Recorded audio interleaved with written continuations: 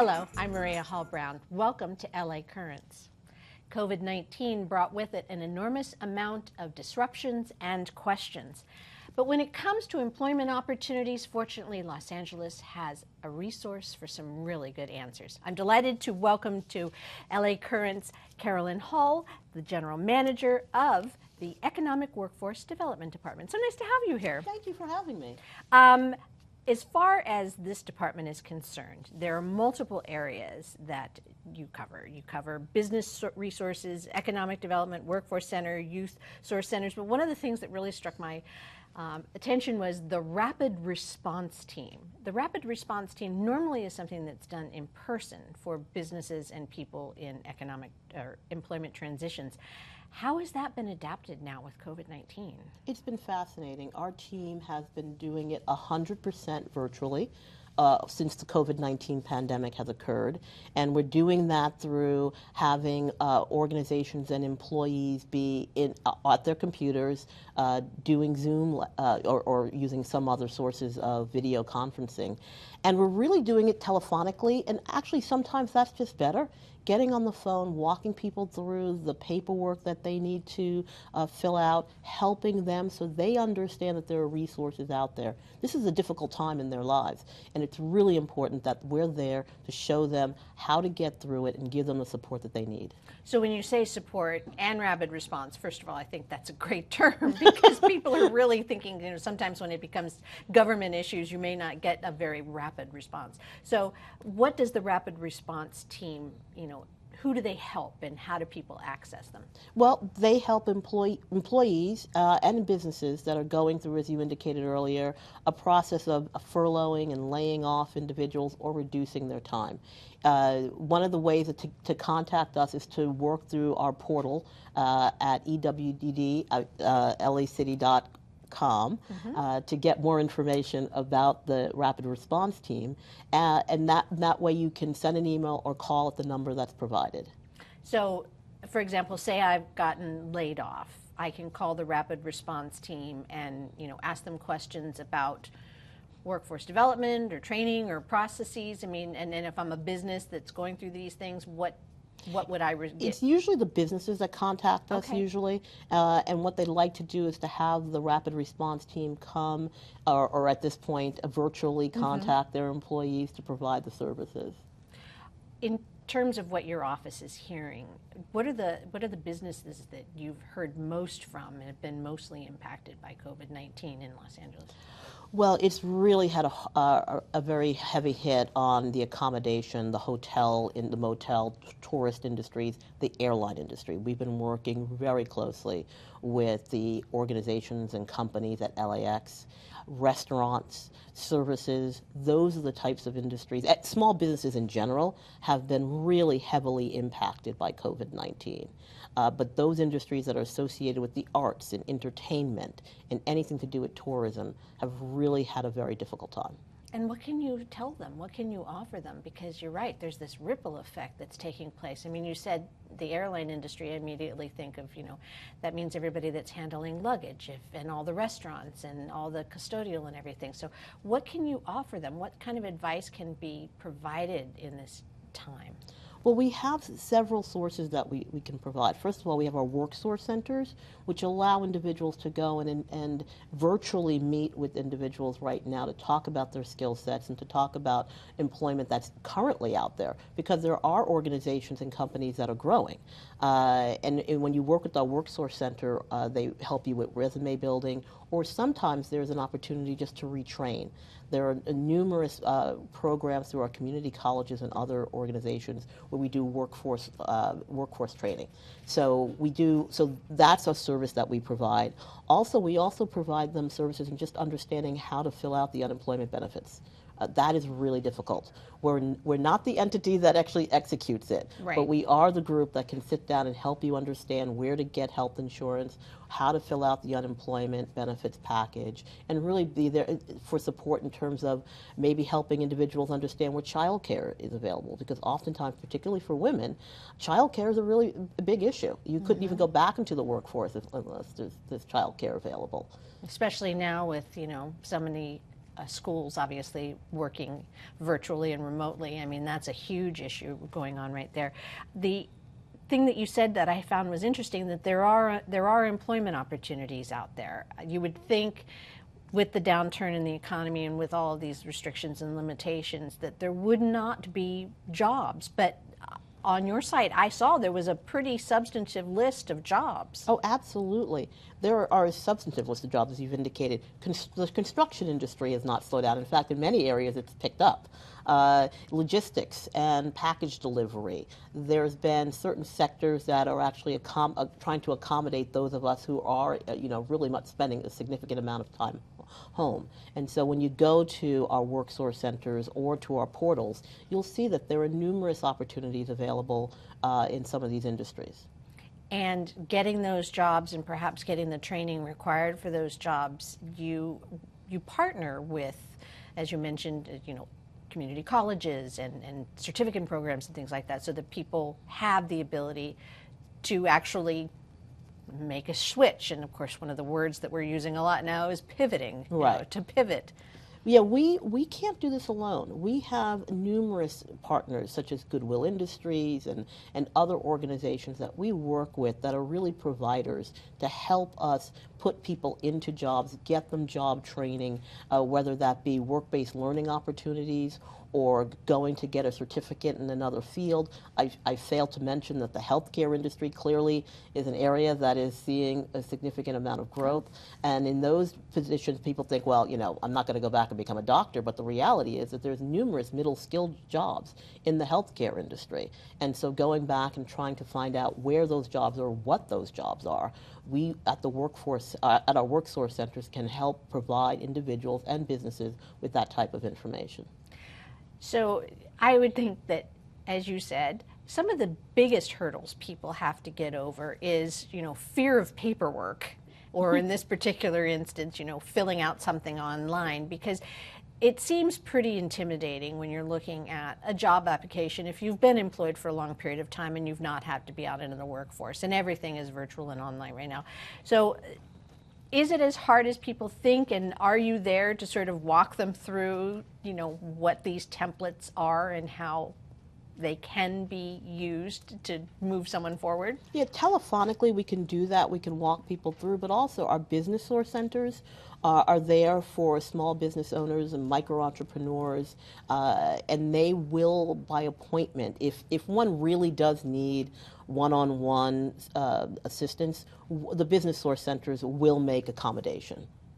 So small businesses, what it seems to be their big hurdles right now? I mean, unemployed people and trying to, get opportunities to work is one thing, but businesses on the flip side of that coin, what are they suffering right now? Well, they've had a huge shock. One day their doors were open, the next day they weren't able to provide services or to meet their payroll.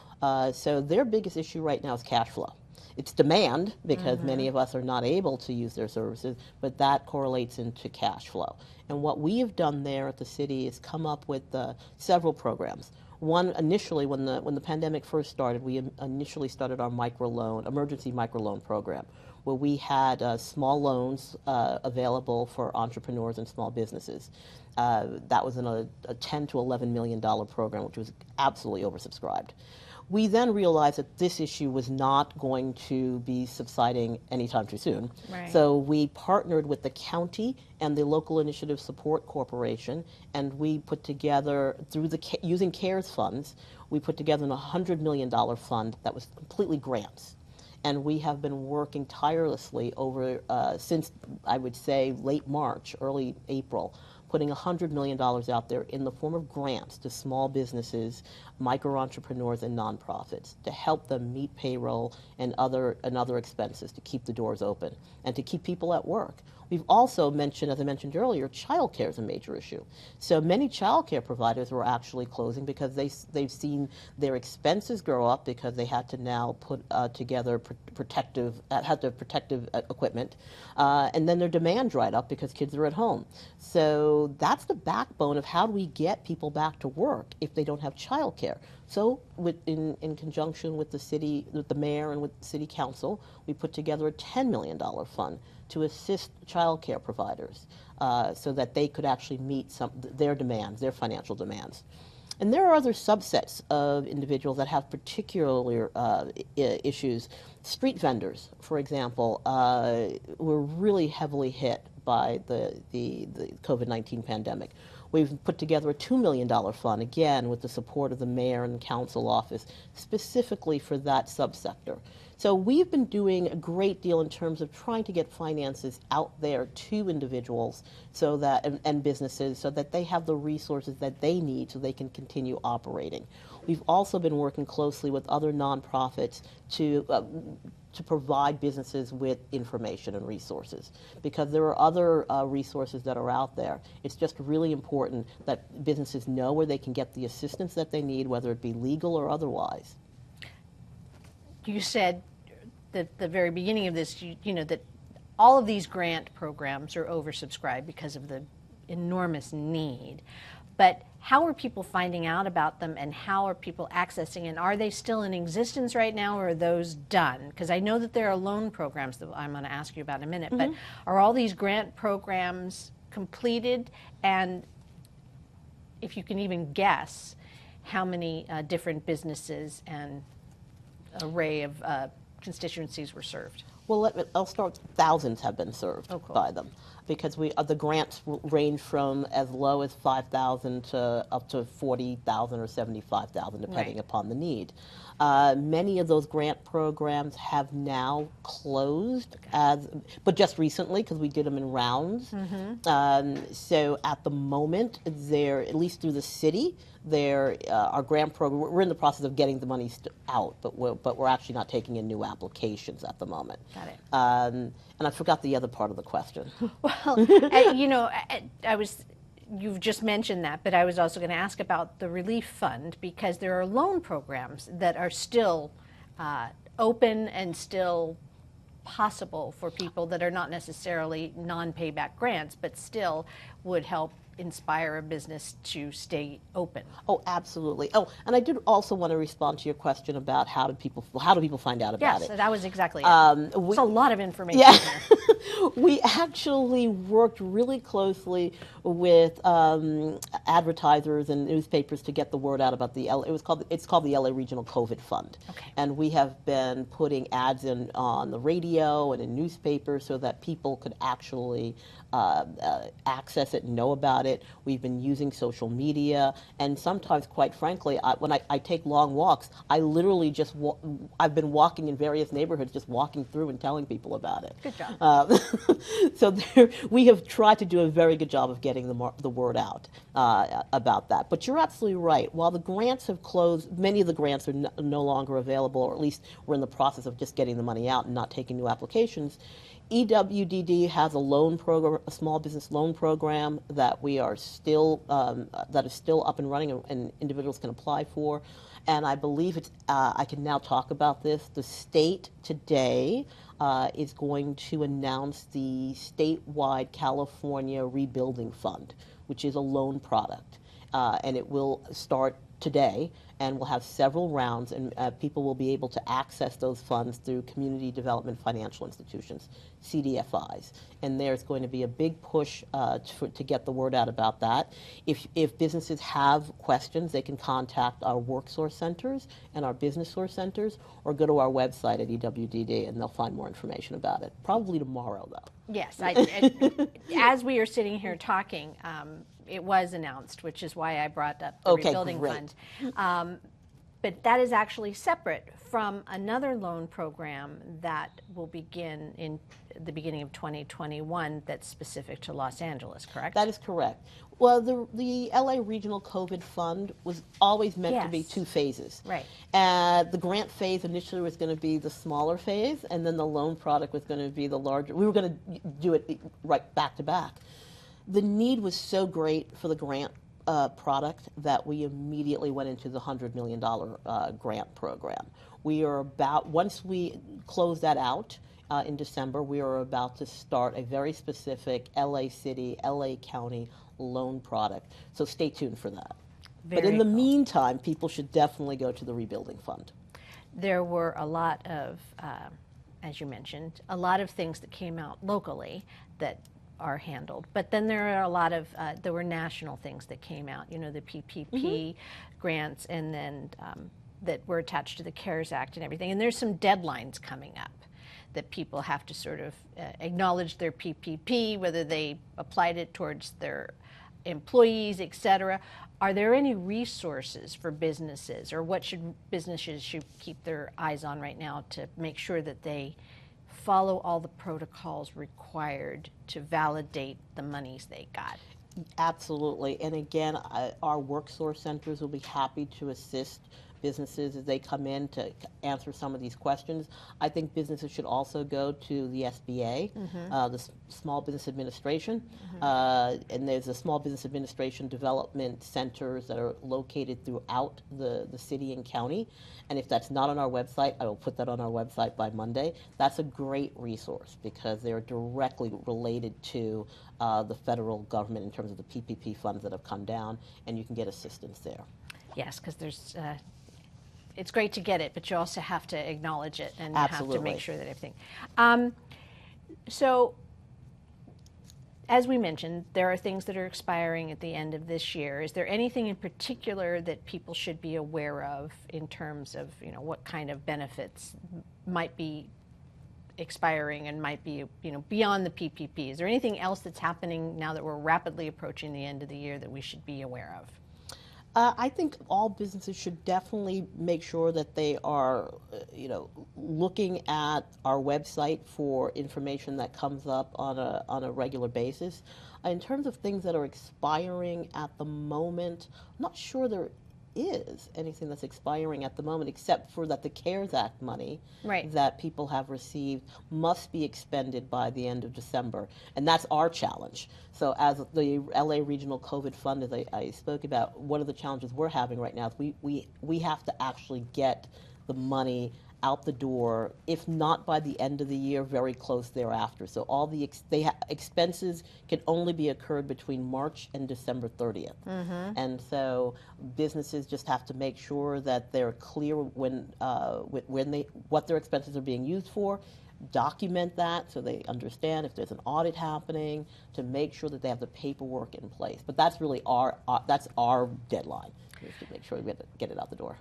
You have so many different relationships in so many, you know, arenas in terms of workforce development and business assistance and everything. You have a community portal. Yeah. What does the community portal provide?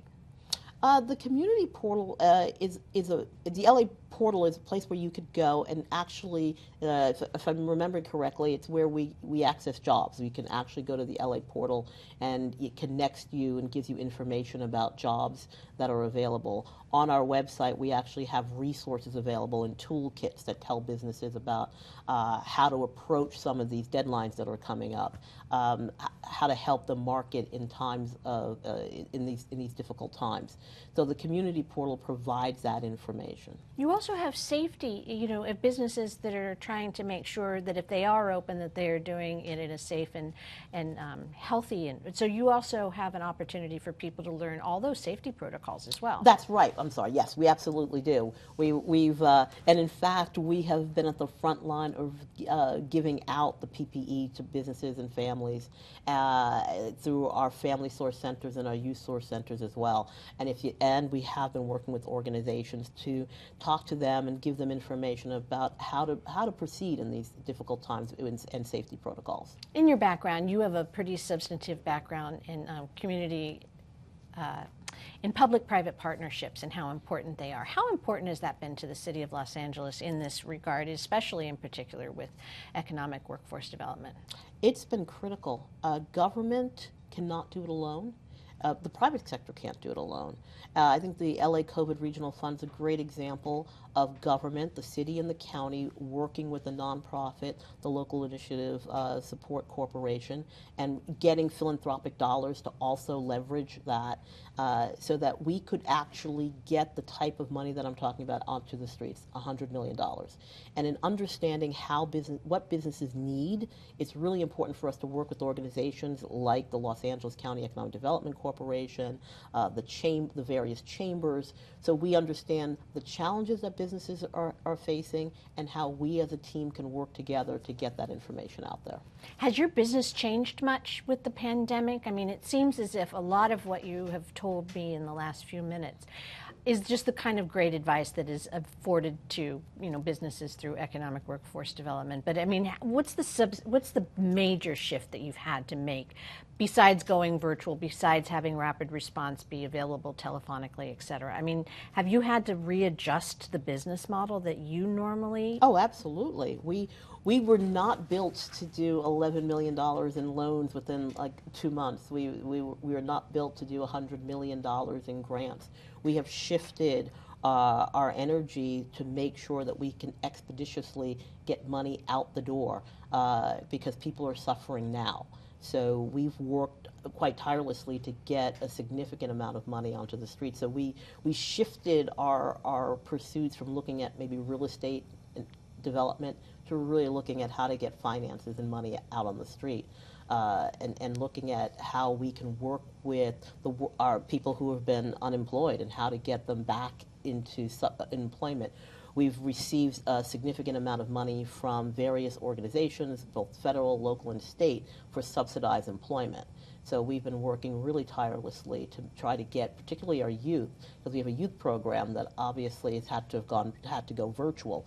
We've kind of shifted all of that to work with our private partners to try to come up with apprenticeships and youth employment, subsidizing those employment opportunities, doing that all virtually. But you have a pretty strong economic workforce development background. I mean, your personal background in, you know, real estate consulting and the different arenas in which you have your degrees, it seems as if you were meant for this position at this moment in time, because you had to think innovatively in you know, your previous places and also in your education. What's interesting, my first day in this new position was probably mid-January 2020, and the pandemic. Why did you take the job in the middle of it? Well, they offered it to me earlier. Oh, that's right. That's right. I was thinking, what day is it? No, I'm kidding. Oh, okay. So 3 months into the gig, and look what you get. Yeah, about 2 months. It was late January, and the pandemic. I think the emergency orders came out March 17th. Right. So immediately going into that, but it seems like I was built for it, oddly enough, because I had recently been the vice president of industry cluster development and strategic initiatives at the Los Angeles County Economic Development Corporation, where we worked on, we put together, analyses on growth industries and how to put together apprenticeships and looking at some of these issues that were now placed into immediate, had to put into place immediately when I started this position. But I've also worked as the regional administrator for South LA for the Community Redevelopment Agency for the City of Los Angeles. And in that role, working on how to develop projects that result in middle skill jobs for those residents in South Los Angeles was a wonderful training ground. The issue of real estate and just even utilizing real estate as a economic mechanism and moving forward, we're going to have to deal with some pretty interesting changes in thoughts about where people are working and whether real estate is going to be a place that has value because, you know, will the offices go back to the way they were and all those kinds of things. It's going to be a gigantic shift just in how we're going to be doing business once we're even on the other side of this. Oh, absolutely. The real estate markets now have, and you mentioned that the office market is very unclear about what the demand for office space will be. It has changed. People have now realized, particularly in government, for example, that you can actually work remotely. And I know that there's some benefits to doing that. And so as we look at the shifting real estate markets, we're going to take into consideration those growth industries of the future. Office space is really tied to what the demand is for specific industries. And there are certain industries now for which Los Angeles and Los Angeles County has a competitive advantage, or it's an emerging market. like bioscience, for Right. example, medical office facilities. Those will be in demand. So the important thing for us and for me in my position is to look at what those growth industries are, not just from a real estate perspective, but from a workforce perspective, because we want to marry that demand for space, physical space, with the skill sets, the middle occupation, middle skill occupations, so that we can provide those businesses with the workforce that they need, that's trained for the skills of the 21st century. And I guess, I mean, as we're sitting here talking, with this pandemic and with the unemployment skyrocketing, California, though, seems to adjust rather quickly. I mean, statewide, at this moment in time, and I'm going to say by the time people are watching this, it could be a lot different. We ended up going into single digits statewide. You know, we went to 9%, and you know, LA is a little bit higher, Right. but you know, we seem to rapidly adjust to employment issues compared to the rest of the country. Is that a fair statement?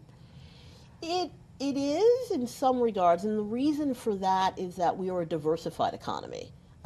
We have, while when you think of Los Angeles, people clearly think of the entertainment industry. Sure. But the reality is we are actually very well placed in manufacturing. In absolute numbers, we have more manufacturing jobs than I think any metro in the country. We have growth sectors in design. We have tourism. And because of that diversified economy, we are able to bounce back quickly. There are other factors such as what's happening in European markets, because we are such in the Pacific nation, because we are an export-oriented Right. area as well. So again, getting back to the fact that we are a diversified economy allows us an opportunity to shift our production more quickly than maybe some other areas of the country. And we're creative. And we are creative. There's one area that we haven't really talked about, but is a component of the economic workforce development, is the day labor population. How devastated has that been, and has there been any kind of light at the end of the tunnel for those that literally just, you know, don't have full-time employment or part-time employment, but just actually gain employment day to day? It has been, the day laborer population has probably been one of the hardest hit populations because those jobs that they were currently doing are no longer available. Right. We have, through our rapid response team and other grants that we've received, tried to assist that population. In some regards, the fact that the construction industry has not seen a great decline has helped that population. Again, though it's not day laborers, it's the street vendor population that has some of the same issues. They're considered micro-entrepreneurs, and as I indicated, we've put together a grant program specifically for that group. But more work needs to be done as we move into the next year, as it seems the pandemic it will be with us in the first quarter of the new calendar year, to look at those populations and see how maybe we can get direct grants to them. This is a lot that your department offers, and this is a lot of resources that people should take advantage of, and there are a lot of opportunities coming up in the future. So the most important question is, if people want to find out more, and if people have some questions, and if people want some information, where can they find all of this? The best place for them to go is to go to our website, which is EWDDLAcity.com. Absolutely. And believe me, I was stunned at how many different arenas that you are able to help. I mean, from small businesses to large businesses to, you know, people with employment questions to even opportunities for workforce training. It is really impressive. And thank you. Thank you. And it was great talking to you. Great talking to you as well. Thanks, Karen. Take care. And that's a wrap on this LA Currents.